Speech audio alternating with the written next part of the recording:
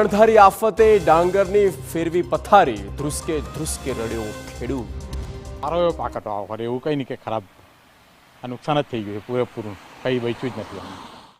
જુઓ આ હૈયું કંપાવી દે તેવા ડાંગરના પાકમાં નુકસાનીના આવેલા દ્રશ્યો।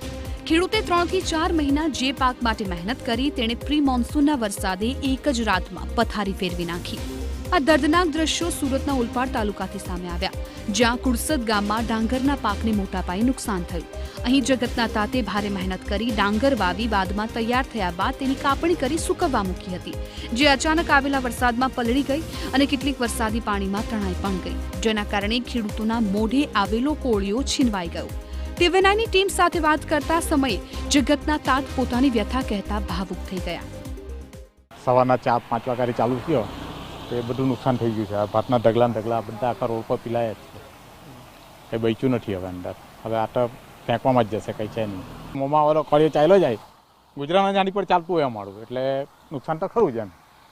મંડળીઓ ખેડૂતોની વહારે આવે તેવી ખેડૂતોની લાગણી છે, સાથે જ સરકાર સત્વરે સર્વે કરી ખેડૂતોને મદદ કરે તેવી પણ જગતના તાતે માંગ કરી છે।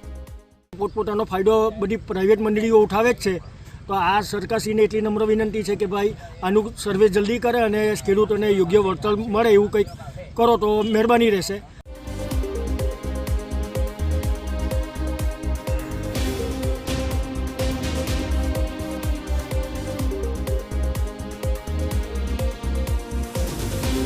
મેહુલ ભોગળવા, TV9 સુરત। મહુવા માર્કેટ